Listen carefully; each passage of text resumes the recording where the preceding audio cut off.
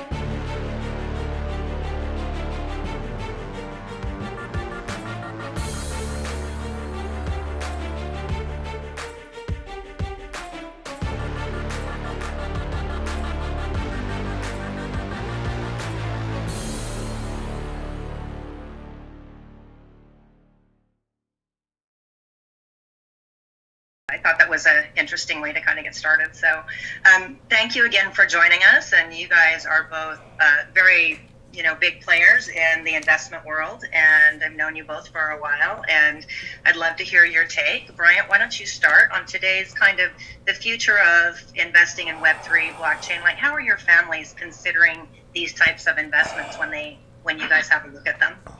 Yeah, so they really shift all of the success or all the blame on me as an individual because they hire you because you're supposed to be the smart one.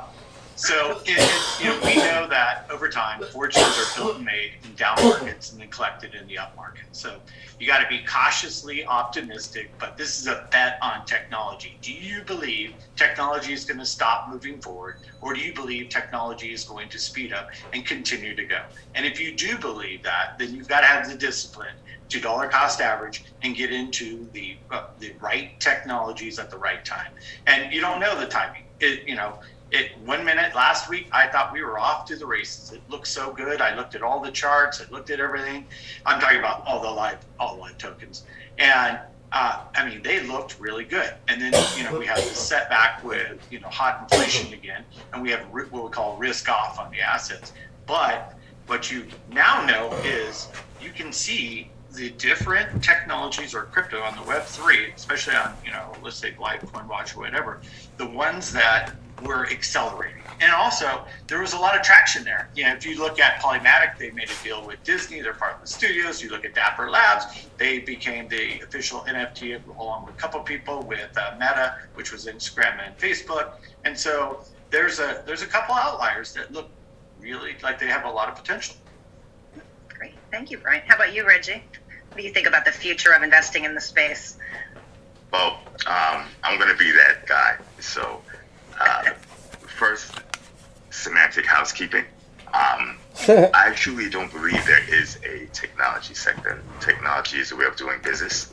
And it started as far back as I was taught. Caveman days, you had the wheel, stick, fire, electricity, ICU, etc. Every company that utilizes technology is essentially a technology company. Banks or data companies, right? One zeros, etc. So with that in mind, the opportunity and the, if I'm not mistaken, the co-host said blockchain. I want to expand that to distributed ledger. The opportunity is adoption of the next phase of basically data accounting. Okay, it's broad, it's already here. It's a matter of how quick the adoption is. And the adoption is rapid. If I'm not mistaken, the adoption is quicker with distributed ledger technology than with smartphones, with the internet, with the personal computers. The opportunity is in the infrastructure. It is not in the units of account, which are what are used to measure value going from A to B. But everybody's focusing on the units of account, and they're ignoring the infrastructure. Everybody but the guys who are truly profiting. So we're going to create a moniker just for the sake of conversation. And those guys and gals are the money center banks. Look at where they're putting their money. Solely infrastructure. Okay, JP Morgan bought into Consensus, now owning significant assets such as Infura, MetaMask, etc. Okay, you have the other money center banks who bought into Digital Currency Group. Okay, Digital Currency Group now has significant private equity investments into many of the startups. So the big, smart, allegedly smart money is going into infrastructure.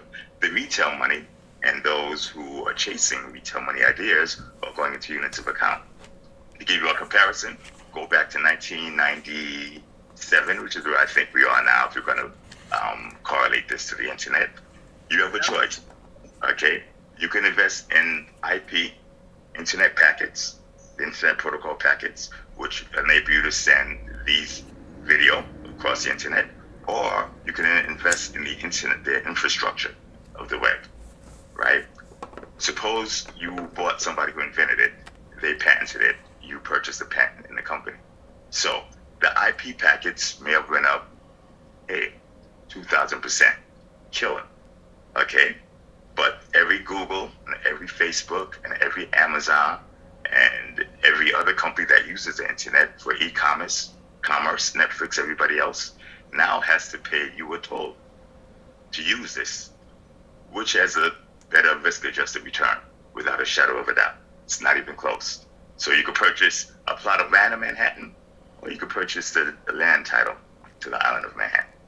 So that's a mentality that I use and that I suggest everybody else use if you have the investment horizon. If you have to go by quarter returns, this is not for you. But if you're going to think longer term. Right. Are you saying you're investing directly into patents, or are you saying that you need to diligence the investments to make sure their patents are clear and clean and dependable? We have personally invested. We actually own patents. We own what I think is the most foundational patent in the industry. I don't think there's going to be a lot of argument there for anybody who knows it. It's the patent on conditional value transfer. This patent covers Ethereum, Solana, Bitcoin, NFTs, and the transfer of NFTs, hence Web3. And Web3 is a marketing moniker. It's Web3, it's called the internet. Okay, but the internet is harder to sell as the internet, so they put fancy names such as Web3. If I'm not mistaken, Jack Dorsey called it Web5, say Web6. But this is the internet as it progresses. So this IP infrastructure is extremely valuable, right? I'm talking my book here, but this is empirical. Why is it valuable? Because in order to participate in Web3 or the distributed ledger technology, you would either have to defeat the patent or pay a patent license. Yeah, it sounds like a lot of legal battles coming your way. Real quick Don't before have you me, move but I'd on. like to get back to you on that. Yes, Brian? I was going to point out, Reggie's right. Yeah, I believe it's in the Computer Science Museum in Mountain View, California. They have fire, the wheel, electricity, and then cryptography. And they have a picture of it. So I really like that example. Yeah, I've seen that on a few t-shirts myself, walking around the Bitcoin conferences over the years. So I love it. So tell me, Brian, about your due diligence process as far as patents go when you're investing in these early stage technologies. Really difficult to diligence them, right? You have to have some genius looking at them to understand what's happening. Yeah, very fortunately, I have a office that provides me with different analysts, in-house counsel, and then, of course, we're connected to all the really big attorneys, WSGR, Wilson Sonsini, Ricciardi, Cooley, and we scrub things pretty hard internally, and then we go out to get it blessed and stamped by, the big counsel. That's amazing. So how long is that diligence process normally for an early stage investment? For an early stage investment, we're actually we're actually pretty quick to make a decision based upon not just the patents. I like that because you're circling the wagons, as Reggie said. But a lot of early stage companies don't have the patents and don't have. So we base it upon the team. We look for 6 real things: innovation, are they innovative? Differentiation, are they different than their competitors? Utilization, do they have a real use? They have a payment system, something that people are going to use. Adoption, are they adoptive? Are they growing month over month with their users?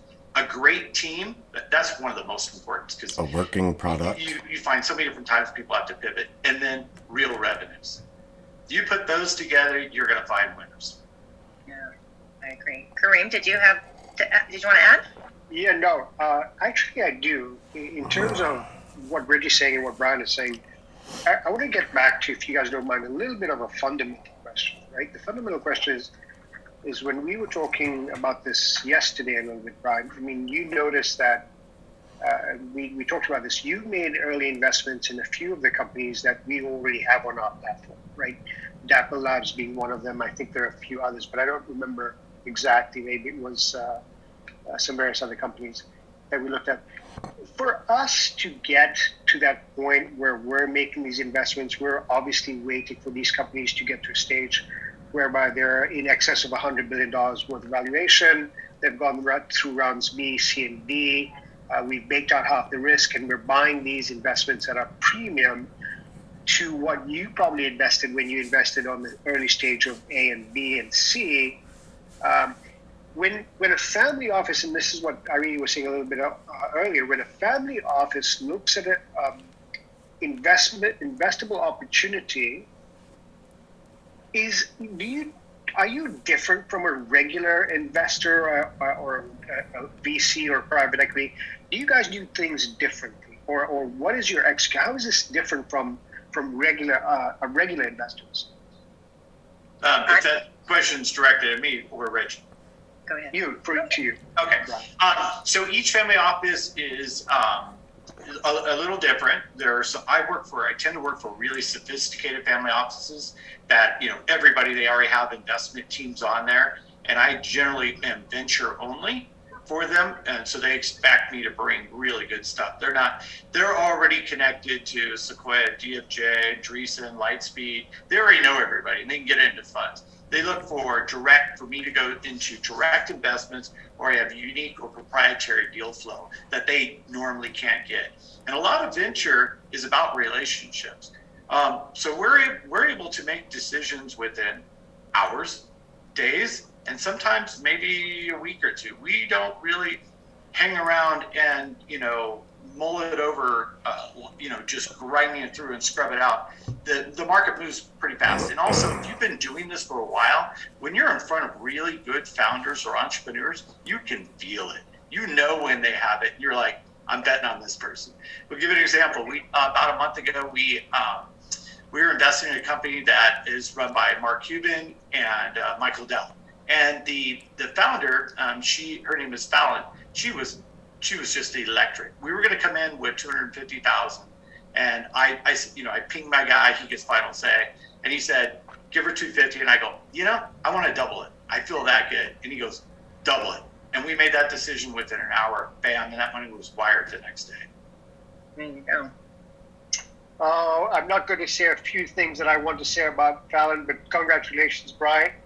Erica, thanks for introducing Fallon to us. Maybe we'll pick up some of that in their next round, so keep us in mind for the secondary investment there. Yeah, that's the fireside out. Yes, we took a brief look at that.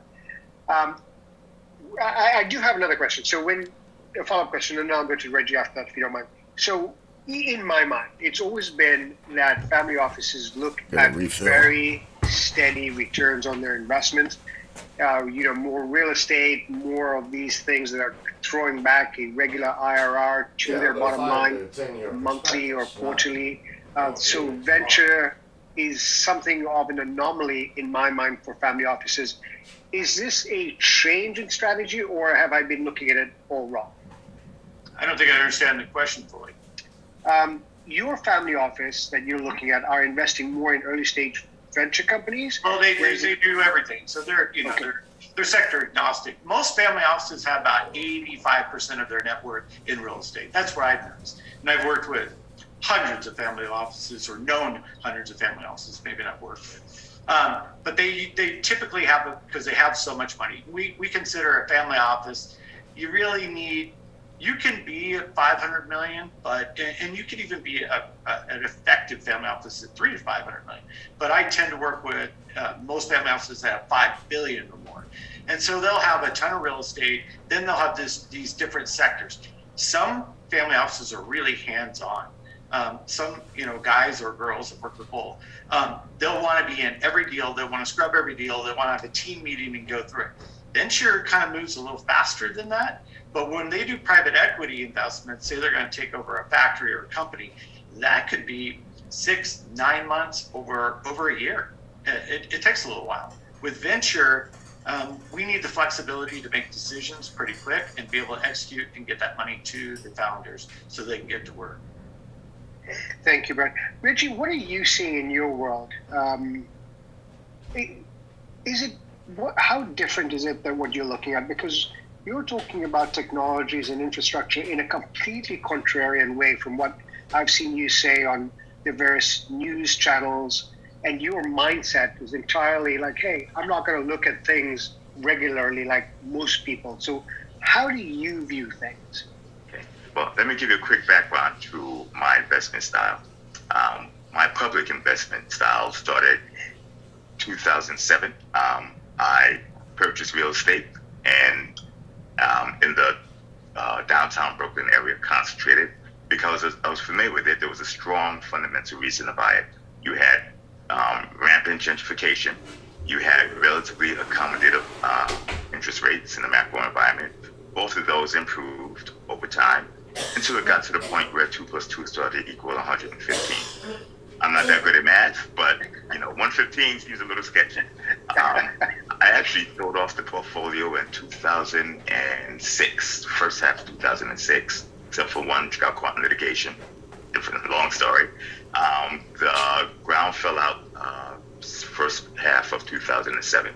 Before then, I went through the balance sheets of everybody who I did business with, old-fashioned balance sheet analysis, looking at fine print, etc.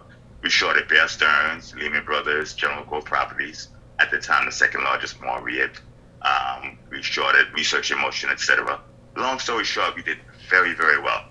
It seemed like we were taking a contrarian view, but we were taking an actual fundamental view, and most people weren't. They were doing basically momentum to investing, even in real estate.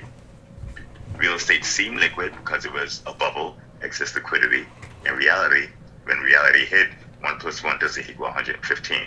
Now, let's fast forward to today. The same precepts apply. Old school, old-fashioned fundamental analysis. The subject matter is different. The industry is very, very different, but math is still math. Right. So when we approach something, we do old-fashioned due diligence. I see a lot of very high-end investors making what I consider significant mistakes. It's irrelevant who it is because it's not about pointing anybody out. It's more of an investment methodology. When you do due diligence, you have to look into IP. And technology is essentially 100% IP. Without IP, there really is no technology. If you were a private equity fund, you want to dump, or a family office that has a lot of capital, you want to dump a capital into a semiconductor fab, you just don't give them the money because they say we have this pretty new chip. You say, well, do you own the IP behind it? If not, if you do, is it patented? Is it defensible in any other way? What are your competitors? These questions are not being asked in the distributed ledger field at all. Nobody seems to care. That is guaranteed to come and bite everybody back in the ARSC for a family, okay? The second is you need to look at how the capital is deployed because let's suppose you did do some due diligence, you deploy the capital, but we have a lot of new investment structures. DAOs, digital autonomous organizations, are one way where venture capital firms, private equity firms, family offices are deploying capital because it's easier to get it into a project.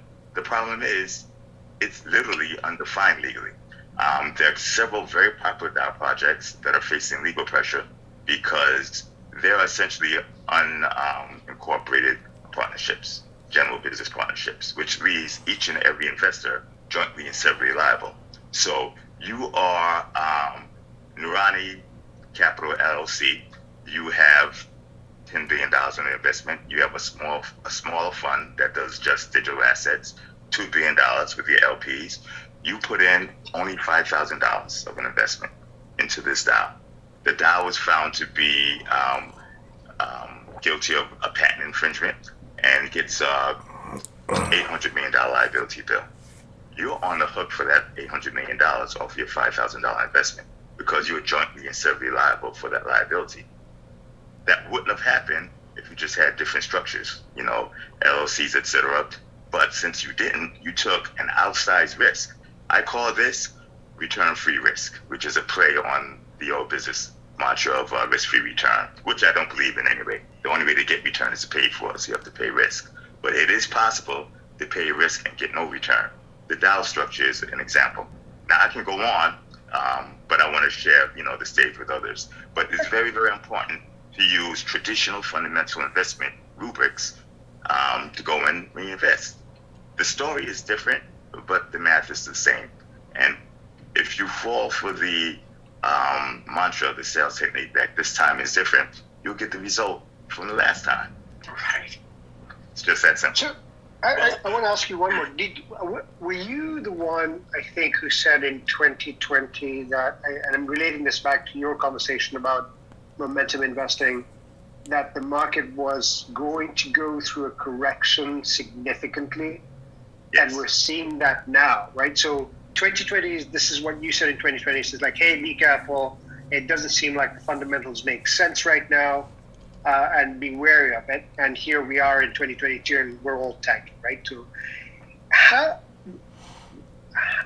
does someone, first of all, see that, and secondly, actually take action on it? Because there's always this business of FOMO, right? How do you? It's an investment. You take emotion being out. A family office comes into play. If you're a family office, or if you're a long tail insurer, where you have a natural proclivity for a longer term investment horizon, you don't have to worry about the fear of missing out.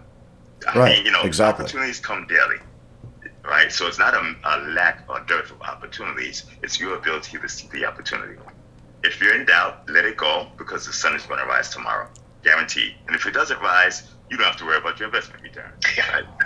So I got to comment on that real quick. I think you can kind of feel it, when things get really out of control, and also when they're towards the bottom. If you've been doing this enough, you can go, it feels really uncomfortable to invest right now.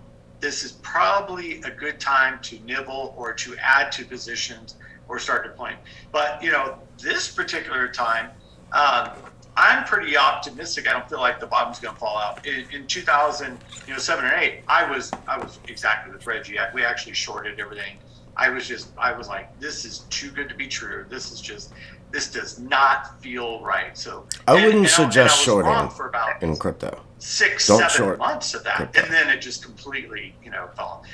If you want to play it a different like way, Reggie's I agree viewpoint with that. Where you can double the there's number of new coins or triple the opportunities on a number of daily coins basis. You don't have to on rush the way into down. anything. And I I think get that. we went up for so long.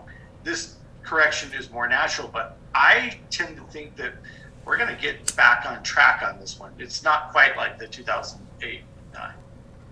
To draw parallels, like my 2020 call was actually a stagflation call. Stagflation was obvious. Or are you talking about equities? Critics said that I was early. I wasn't early. Because that I do agree with. I didn't predict COVID, which would have been difficult because that is pretty far outside my wheelhouse. Okay, COVID came. Fundamentally, everything started cracking. But you had rampant monetary and fiscal policy stimulus at the same time. I can't remember the last time that happened. Yeah, $1,200 check ended up costing $15,000 per $1,200 check to every United States Take a look at the money supply. citizen. You see it go straight up. And an arc that is unprecedented. If you expand it to the history of record keeping, nothing has ever been printed at the extent and the rate and the extremity that it has in just the last couple of years. So once that died down, we were back to normal. So that you take that outlier out, and my call was accurate within about 6 months. But about a year and a half was pushed out of reality because of the response to COVID, not COVID itself, but the response to COVID. Now, as for how to take advantage of it, look for outliers. Every paradigm EIDL, shift PPP. is when a significant amount of, I hate to call it wealth, but a significant capital formation paradigm occurs. And it gets larger and larger in every paradigm shift because the addressable market becomes larger and larger. So we'll go back to the integrated circuit, then the personal computer, IBM. The mini computer, IBM, in the mainframe, then a personal computer, IBM again. But then Microsoft found a more efficient way to take care of it. And then the internet, where Microsoft tried to force their way in, but the government pushed them back through antitrust means. And then after Microsoft, you had Netscape Navigator, which created a new operating system on the internet, and then on and on and on. Now you have a new operating system, but this operating system doesn't move data, it moves value. And it creates a massive form of disintermediation because the traditional distribution rails that created the Fortune 500 companies now no longer exist. These distribution rails are now available to everybody. Think of records, the record companies, think of movies, think of banking, think of logistics. Now everybody is able to do business directly with everybody else. If you do it correctly, you can even do it without counterparty and credit risk, right? Totally unheard of. So the banking infrastructure and the banking business model is at risk. The entertainment and media business model is at risk. Logistics are at risk. Now, banks, as much as everybody wants to knock them, are very, very good at surviving. And so they bought up much of this infrastructure, but the banks, like everybody else, missed the IP. They did not, for lack of trying. One of the most prolific filers of patents stateside is Bank of America. Okay? But the way the culture works, and now we're getting to the weeds, the way the culture works, they're patenting things to finesse their banking business. And they're looking and they see a bunch of tree bark and they're patenting tree bark. Take 3 steps back and there's a forest there. Okay? I don't think this can be avoided because of the culture of banks itself. The 3 most foundational technologies that have been patented that I know of, 2 of them, all 3 have been patented by those outside of the club, so to say. 2 of them are strategically driven, 1 is financially driven. With strategic investors or strategic participants, it's very, very difficult to guess which way they'll go. You could guess their general direction. The financial participant is very easy. He wants money, maximum return on investment. He also has the weakest patent. The other 2 I'm not going to mention, but they're very, very well known in the space. And I won't comment anymore, but in a couple of weeks, I think you'll see a lot of fireworks fly, and people are going to now take due diligence much, much more seriously. So due diligence is the key. So that actually is a good point for Brian to pick up on, Brian. So when you started to look at what happened in this market, and you said earlier, it's like if you've been in the space long enough, you start to have a gut feeling of what you think is going to happen, and you make a decision on that, right? So if you look at what happened over the last 6 to 9 months, and there's been a crash in the market, public and private, valuations have come down. What are you doing differently now based on how you make investment decisions? That's the first question. The second part of that is the investments that you're making. Are the founders now having come to you, maybe have prepared a term sheet 6 months ago before what happened with valuation of, call it 700 million? Are they reevaluating the value of their company before they come back to you, or do you have to push them down? Yeah, so I'll hit each one of those. I was going to bring up a good point. I can't remember the exact date of I believe it's called the Phoenix Open, the big golf tournament there. That's when in 2019, that's when we started talking about COVID. And I actually put a post on LinkedIn about that. We all stood around and we were all talking about that. What if this does get out of control? What if it's not contained? When we started We'd be dead as a species. Dry powder, as we call it, cash. During that time, we started selling into strength and holding. Going back to the valuation question, it only just started. There were so many deals, and we had this big pause in March of 2020, and then we had a reset. People re-raised on the same valuation just to build capital because they didn't know what was going to happen. So we were able to get into deals we could get into. The founders we just had the YC demo week last week. The founders really have been holding up their valuations. The biggest amount of deal flow, and I receive over 100 emails a day, probably 200, is from people who are struggling with their business and are running out of capital, and they're not profitable and they don't have revs.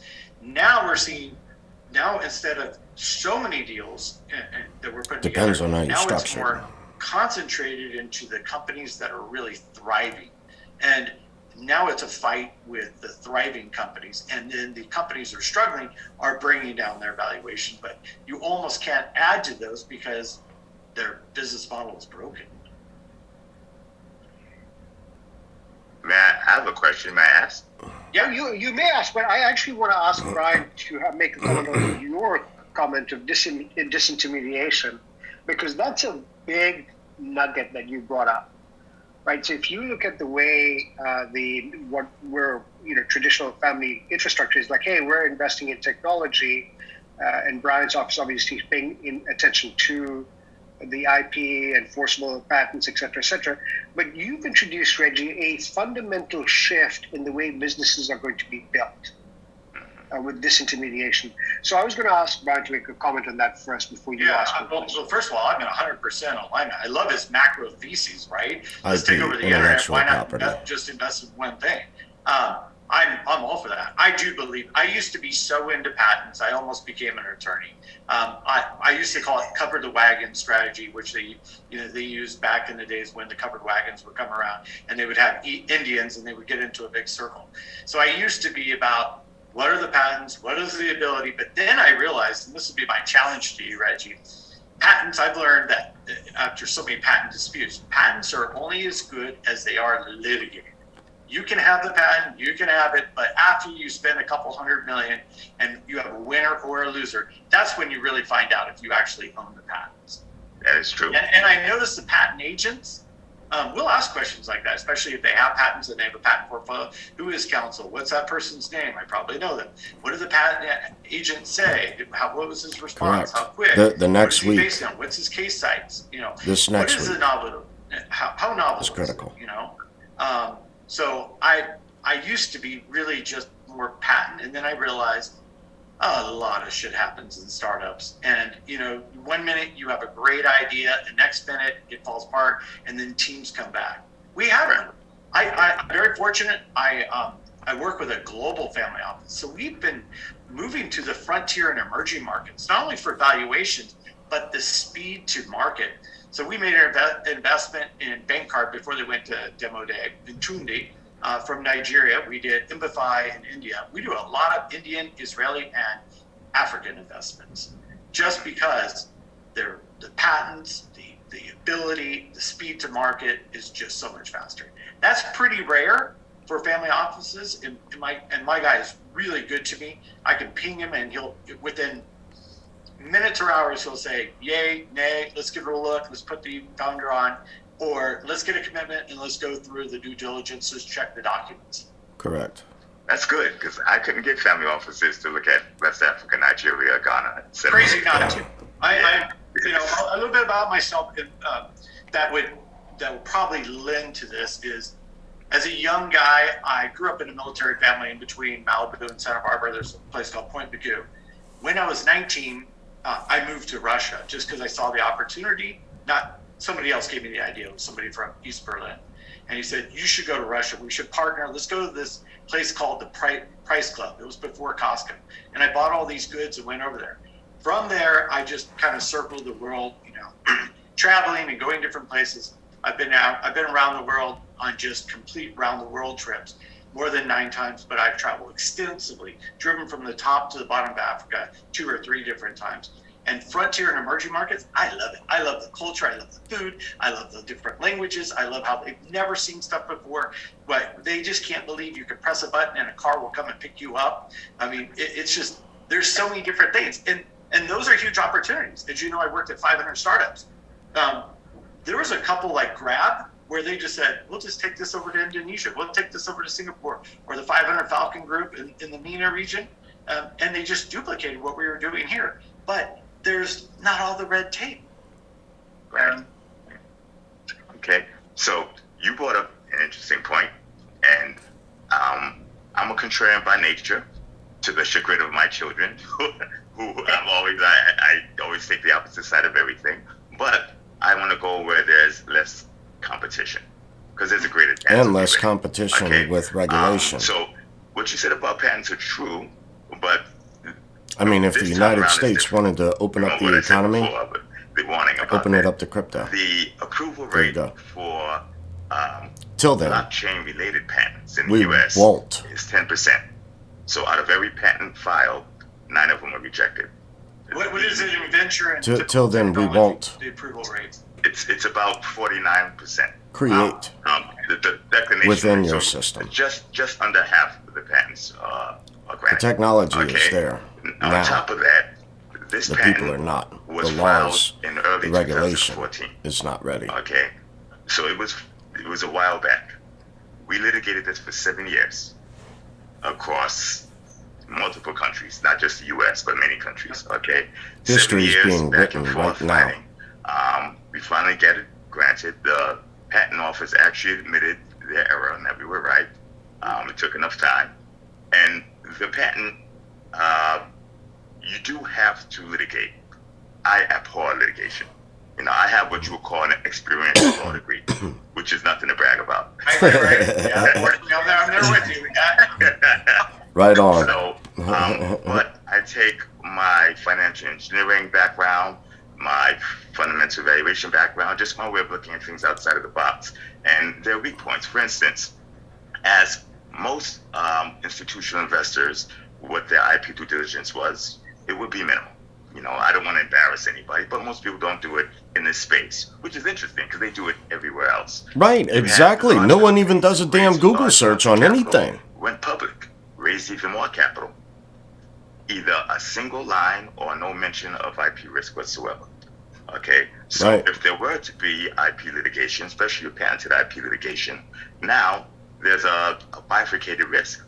You have to battle, in the patent office. In the courts. Okay, but you also have the risk of plaintiff shareholder suits and derivative suits. That's a problem. Okay, I think a prudent executive would weigh the risk, take out a spreadsheet, and just run the numbers. This is not worth it. This is worth it. Okay, a foundational technology patent will cover between 85 and 98% of all the revenues of many of these companies. Okay, so now you're rolling the dice, and now it's very, very binary. It's not we may win. It's a 10%, contingency. Now it's either you're in business or you're out of business. Okay, and tack on top of that the opportunity cost and the risk of a derivative shareholder suit or a class being formed. Is the fight worth it? Now I wouldn't know. Okay, but if you actually use math and numbers the way I do it, and I'm not advanced at math, I just count money basically. Other things come into play. This is what I would consider the maturation of this industry. I disagree. I think you're a lot basically more than that. How high? Or a Lambo. And then you had more sophisticated investors who did a little more in terms of diversification. Okay, they actually mentioned things such as revenues. When you said that, a few people probably collapsed and passed out. Revenues. But now you have to look at things such as IP risk, legal risk, derivative shareholder suits, class action, jurisdiction. The regulatory risk from the SEC is outrageous. I can tell you from personal experience. There's just a lot of bakers putting their hands into this pie, and as the investment gets more sophisticated, you need more diversification of talent, and things just become harder. But it's not bad news because the reward is significant. Here's a quick story, and I'll pass it to somebody else. The reward is there history was a guy being written. Filed a patent. I think he was 21 years old or 19. I'm not going to tell you the name yet. Tell me if you can guess. So he filed a patent. Someone else filed a similar patent the same day, but the assistant went to lunch before he went to the patent office, so the patent office was closed. So his priority date was 1 day later. and a guy from Italy filed a similar patent. This guy got the patent back in the 1800s, and then he had challenges to the patent. Almost 600 challenges, 582 challenges to the patent. He fought them all off. He won. And that guy, Alexander Graham Bell, controlled communications in the United States for the next century. I remember that. Okay. And it's past the next century because the government broke it up. He broke up the bells into the baby bells because he was too powerful. But he still owned equity in each of the 12 baby bells. They then came back together, excuse my lack of actual vocabulary, and you still have AT&T plus the remnant baby bells. Well, that's a very, very powerful return. Yeah, Reggie. So this was crazy. So it is 2015, and we're doing a demo day for 500 startups, and I'm there, and some old guy walks to me and he says, hey, I was. He's probably in his 80s, and he said, I was the original guy who helped invent the semiconductor and did all this stuff. And I was like, wow. And so he walks me behind into the backstage and he says, here's all the different, patents, here's all the different inventions, here's all the different stuff. And I look up there and I was like, what do you think about blockchain and all that? He's like, it's very interesting. And I look up there and it was a cryptography patent and invention in 1962. And I was like, what are you talking about? And he goes, well, the CIA and some of our people, we invented cryptography back then. And I go, I was so new to blockchain. I was like, what's different nowadays? It's like really nothing except for the utilization. Really nothing. We're just faster, better, proof of stake, proof of work, Right. I was just blown away. And then I go, so you think crypto's real? You think blockchain's real? And he's like, absolutely. So I want to stop there. Is blockchain real? Is crypto real? And the answer is yes. Right? I think of two different things. Why, if you're going to use one for currency, we're going to use one for Web3 or the speed. Yeah. I know we're getting to that time. I mean, this could go on forever, and I wish it could, but it can't. Interesting. I just want to, Erica, do you have a question before I read the question that's on the stage? It's a good one. I read it. Please, no, go on. Okay. Elmer, if you have a question that you'd like to ask, please ask it. And then as we're waiting for you to come by, I'm unmuting you, or I'm asking you to unmute yourself so you can say something. If you're still there.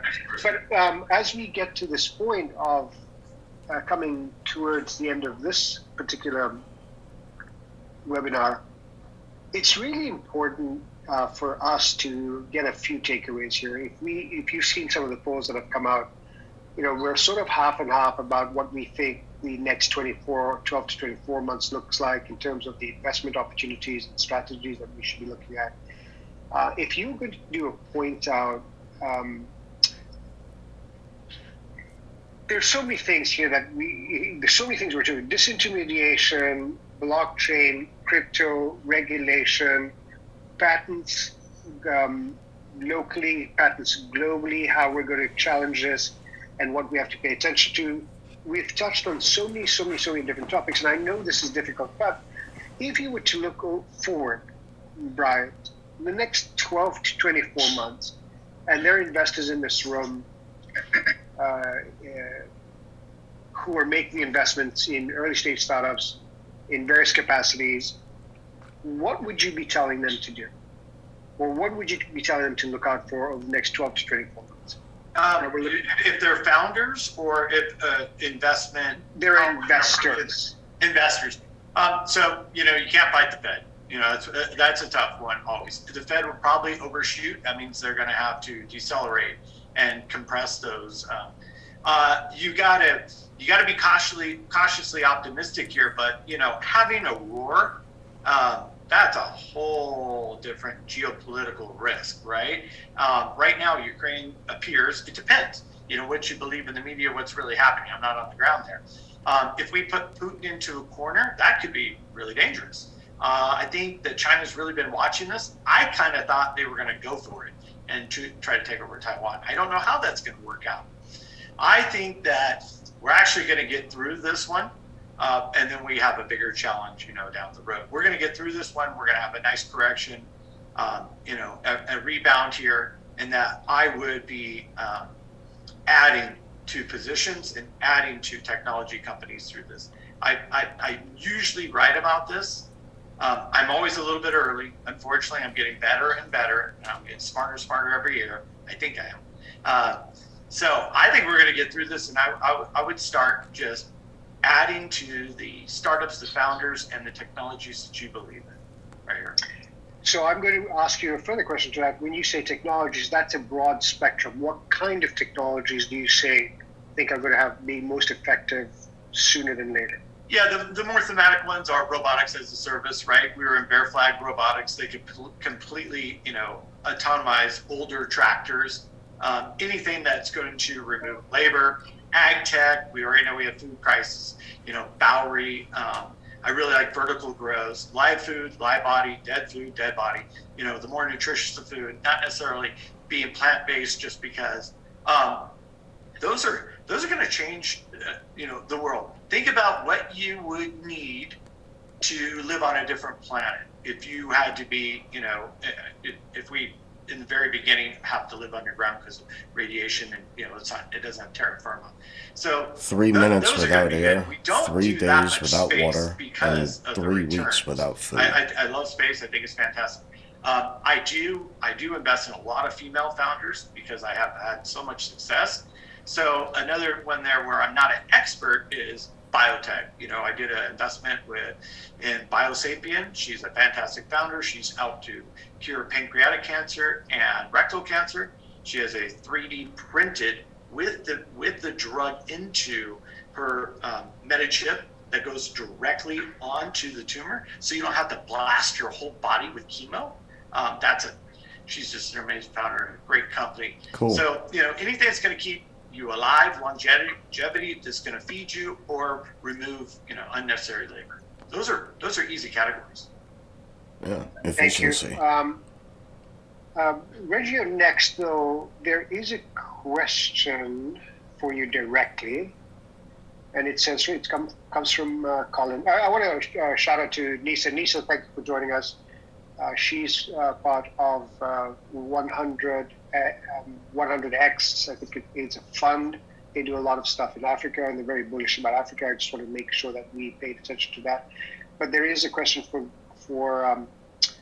Colin to the panelists, but it's addressed to you, Reggie. It says, how, if any, effect will your patent have on Ripple's XRP, and what opinion, if any, do you hold on the case between Ripple He's not going to answer and that. the SEC?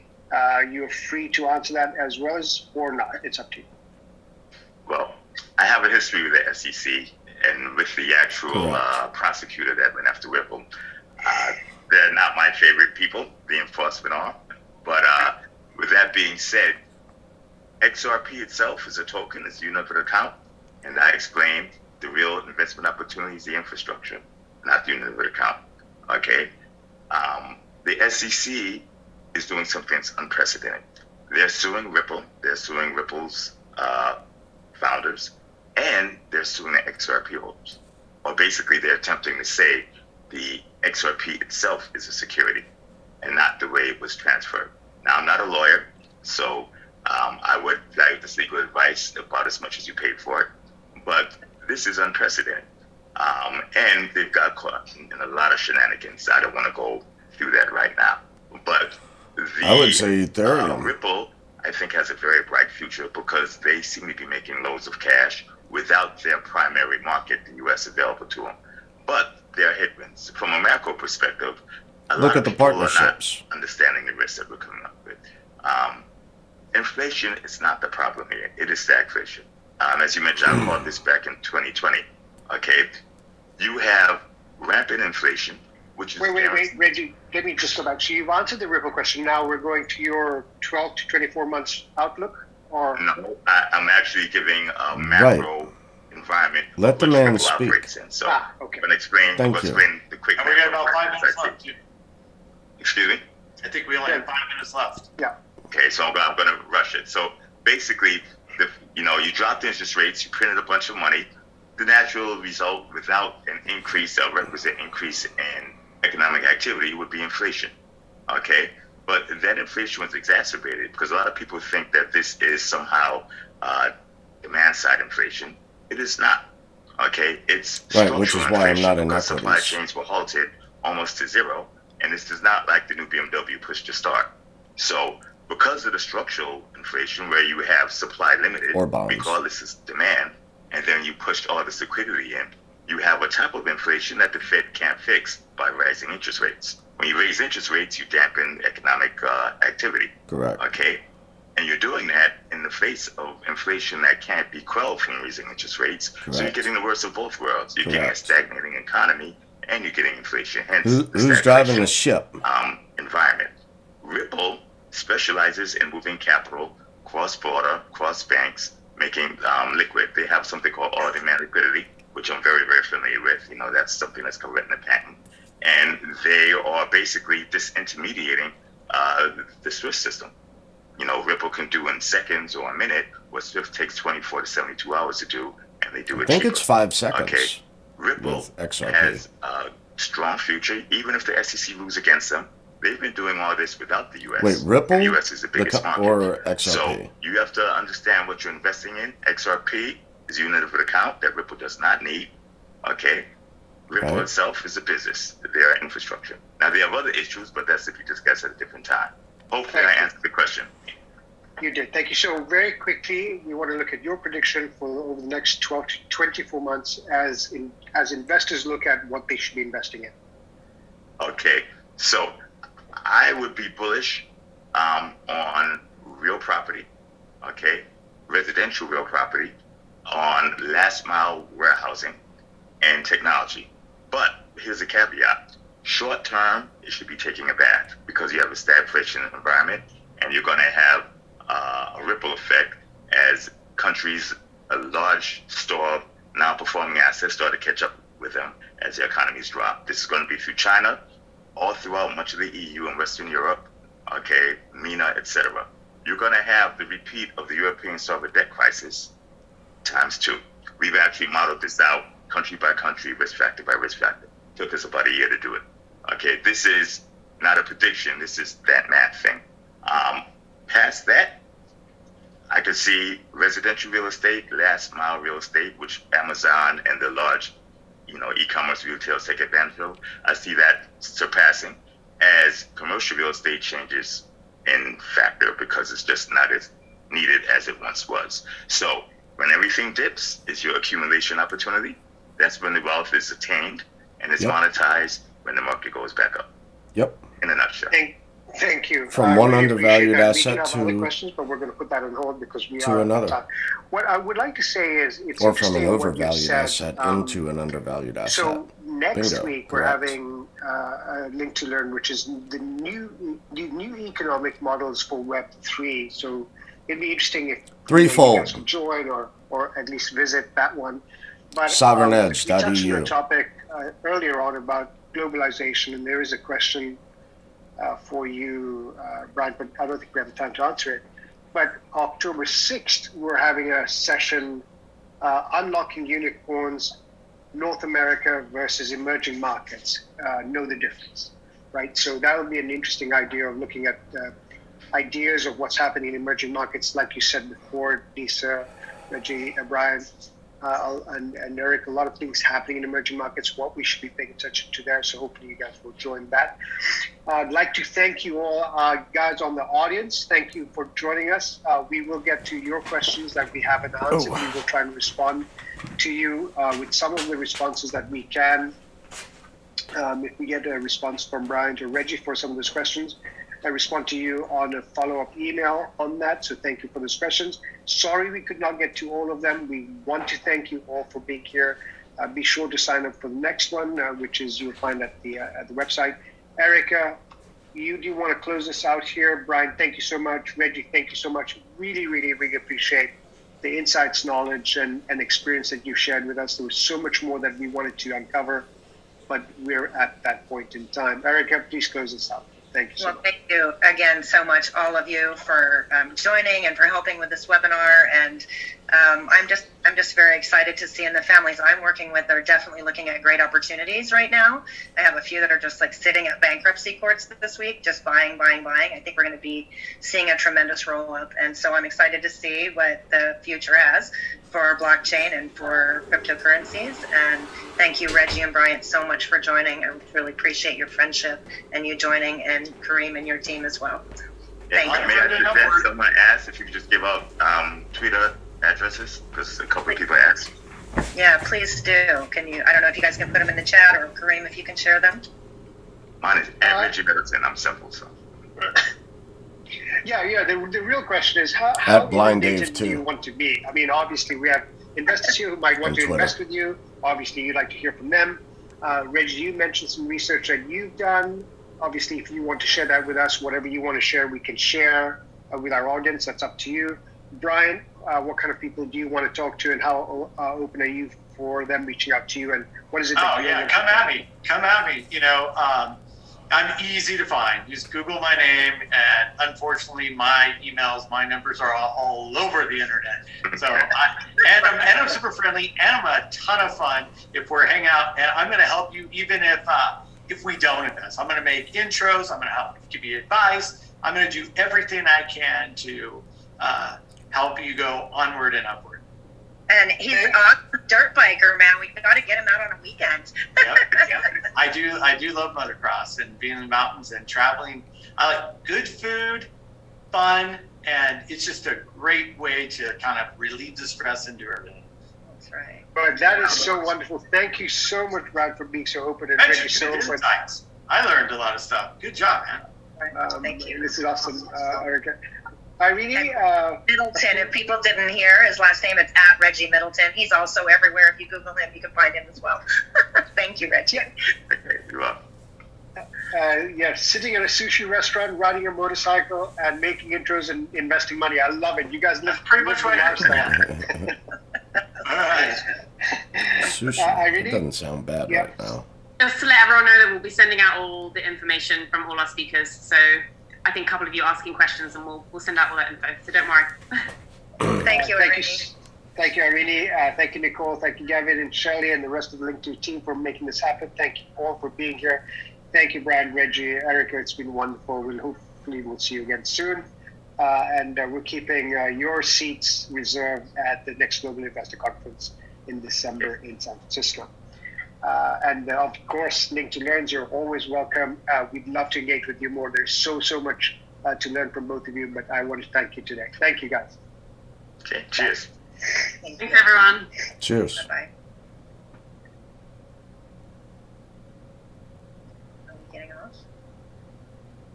Are we getting off, Kareem? Where you can stay as long as you want, Erica and Reggie. It's been wonderful. Recording stopped.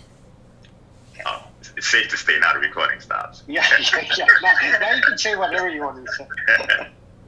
Okay. All right, Well, Reggie, fun. that was freaking awesome, man. Can I just talk to you for another 3 hours today? Are you free? Yes. Yes. Jeez Louise. Every time I talk to you, I'm like, what the hell? See, I have no shortage for words. That's for sure. I will delete this portion in the future. I'd love to know how I could help, actually. Yeah, the Ultra Coin thing is pretty cool, right? What you do with Ultra Coin. I like that idea. I want to learn a little bit more than that. Yeah, well, unfortunately, Ultra Coin was put to rest by the SEC enforcement arm, unfortunately. But we are, going full speed ahead with the IP. Within about a week, you should see some big things happening, and it's going to be a different way of looking at the space. I just cannot stress enough how important due diligence is. Real old-fashioned due diligence. The idea that this is somehow some new special magic unicorn. It's a new industry just like every other new industry, and you go through the risks and rewards from an economic perspective. It's just that simple. Are we the only ones on, Kareem? Are there more people on, or is it just us? Wait. Let me check. Yeah. Let me check. Oh no, we have a lot of people still on. Yeah. Come on, man. Come on. Okay. That is a good thing to know. Disregard everything I said. So. Yeah, no. So yeah, the rest of the folks, it's like when you go to a party, go early. When you leave a party, stay late. Yes. Because That's when the best conversation happens. Yeah, there's more discussed in the hallways already than at the being event. drunk. But no, that was pretty cool. I want to learn a lot more about what you're doing, and it's really interesting what you talked about when due diligence. I mean, we've all gone through this, not done enough due diligence because we're so excited about things, made investments, and then found the hard way that this is not what we should have done, and that's awful. Well, yeah, and I've seen patents that haven't succeeded, right? And it's really, a lot of it's about the money it can win. So I really want to know how you're going to defend this. Like, how are you going to bang heads with Ethereum? And obviously there's such like deep pockets, and like, how are you going to defend this, Reggie? Well, we still have audits here, so I know, that's why I didn't want to ask. I don't know if you want to talk about that later. I'm pretty public with what I do. Right. I've sent out notice letters. I've made them public for people who didn't want to keep our conversation confidential. In a couple of weeks, you'll see, how it works from a different perspective. There's more than one way to skin a cat, and litigation makes nobody money except for lawyers. I'm not a lawyer, so that's definitely not my preferred path. But I think it would be foolish for anybody to assume that a prudent operator or executive would fear one path over the other. He would obviously come in prepared. Yeah. So. Which is why the man has been quiet now So for you're a planning little to while. move to Puerto Rico, is what you're saying. No, I honestly believe the man has I'm protection. going to do the CD, the Ben as chief method, and I'm going to live nowhere. So. Nowhere. Well, Yeah. not while you got kids in school, but almost there. yeah, he'll be living the DAO life, DAO life. It'll be interesting. We have a couple of the Africa session should be good on October 6th. Talking to some interesting people, so that should be fun to listen to. October 6th. I sponsored Asia for a couple of years. That's the African Securities and Exchange Association. So I sponsored their get-togethers, and I was to link the entire African securities exchange system together so they can trade inter-exchange and as one unit and bring much more liquidity to the global markets. I even tokenized silver and gold kilograms, of which you've now cured one of the biggest problems in Africa, which is weak currency, stabilized by gold. A gold naira is much more stable than US dollar and the euro combined. Yeah. So the sky's the limit. You just need to use your imagination and apply a couple of lawyers and financial engineers, an accountant or two. Right. So have you heard of this fellow called Richard Lackey who runs the World Food Bank? I do. Heard of the name, yes. I know him. Really interesting stuff that they're doing in Africa, not only for sustainable foods, preservation of food, and enabling commerce from right from the farmer to the consumer, whether that's a large corporate, and making sure that everyone gets a little bit, but not usurious. So we're having a conversation with him in a couple of days. But what he's also doing is a lot of stuff on the media front, and they've got huge content and media for learning and education for production of agriculture. And so not only has he got a coin for food, but he's got this media opportunity. So if there's a reason that you'd like to be introduced to Richard, just let me know on the introduction. They're having a huge event in New York next week, actually, with Forbes has invited the 2,000 wealthiest people in the world. It'll be co-hosted. Tony Robbins will kick the event off. Ray Dalio speaking. Bill Gates is wrapping the event up. And so that's actually happening in New York on the 21st or 22nd. I don't know. I could probably find some information out for you, Reggie, if you're in town. Yeah, it sounds like a huge deal. And the benefactor is Richard and the World Food Program. And that's what the whole event is for. Sounds wonderful. I met with a director yesterday. I'm not going to mention her name just yet, but she agreed to come on board. 5-time Sundance Film Festival winner, 2 golds actually, and Academy Award shortlisted. Specializes in underdog documentaries, and she's going to do our story. And the movie itself is going to be an NFT. So this is by far going to be a very, very interesting deal. NFTs are underutilized. They're basically contracts that can hold value.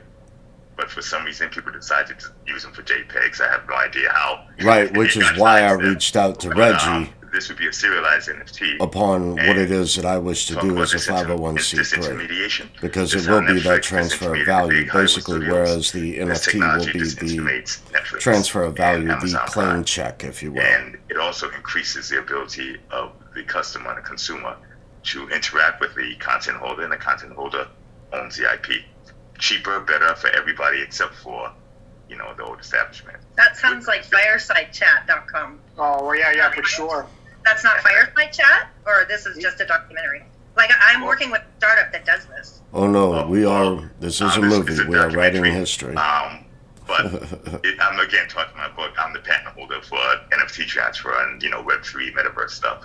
But this is a very, very interesting way of introducing it to everybody. And I have a pretty interesting story, so the story should be good as well. I know. We should put you on a channel.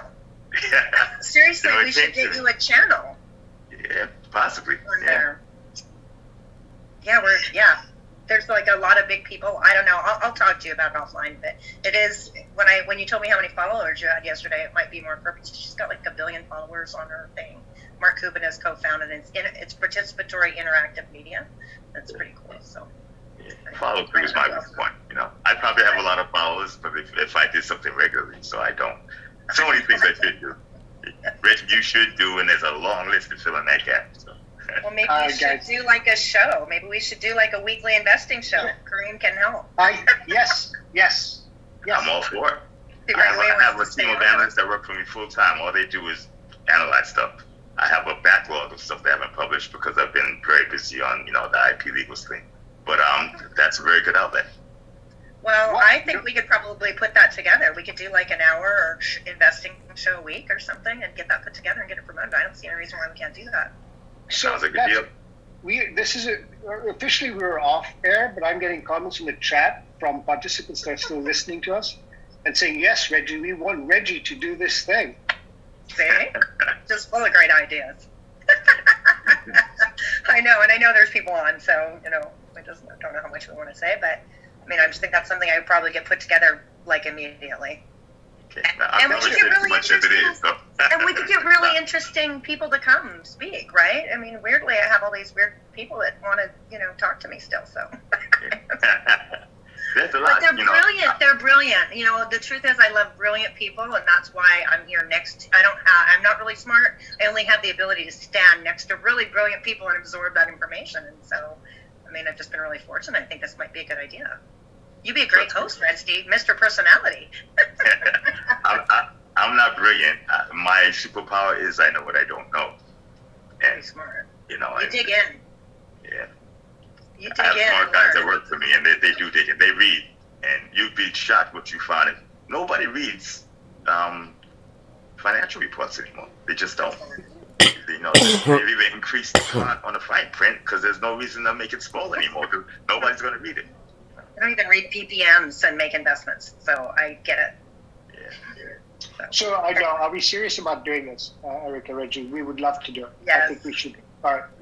Let's chat offline without the audience. And, okay. I've been saying I was going to do it I used to run a blog, and I would publish a blog every day. That's how I got, a very strong following, Bloomberg, CNBC, etc. And then the blockchain thing, I fell down the rabbit hole. It became a lot.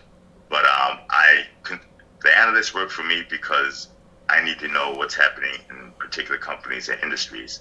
But a lot of that stuff is easily repurposed for public consumption. Perfect. And I'll support you, our team here that helps us do these Global Investor Conference linked to learn. They're outstanding. They're overworked, but they're outstanding, and they would love to be. Gavin, are you listening? Yes, they would love to support us to do this. They're overworked, and they love to work some more. Yeah. All right, let's catch up offline on this in the next between now and next week, but early next week, and I'll send out an invite for both of us to take it from there. Perfect. Okay. Sounds Thank good. You. Perfect. Thanks. Okay. Talk to you guys soon. Okay. Cheers, everybody. Bye.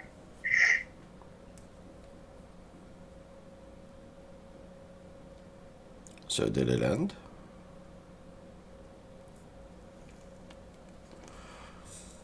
I think it just ended.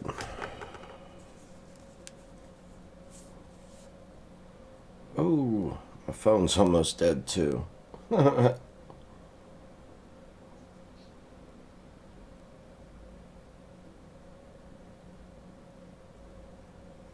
Yeah, they left.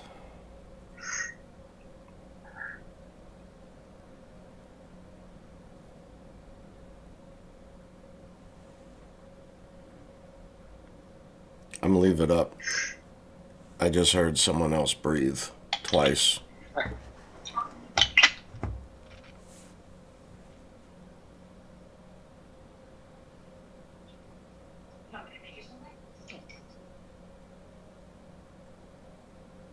It's really dark out there and lightning.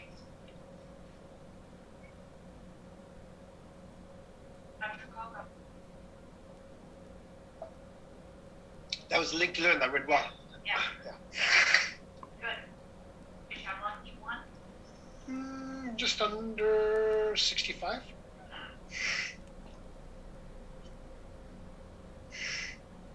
You want me to come on one day and like boost your numbers? You pay me and you get a bunch of people on there to boost up your numbers. Yeah, I need people to buy things, not boost my numbers. Just buy stuff. I could just like one person that buys everything, that would be good enough.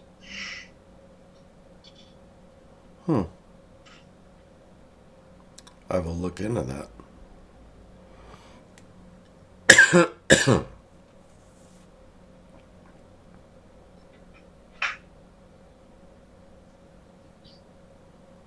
So I'm not going to continue this. I'm going to exit out now. I don't want them to say something that might be misconstrued or taken out of context in any way, shape, or form. They must not know that they are continuing to, on their audio is still being broadcasted. So I will exit out of all of that. So I guess that concludes this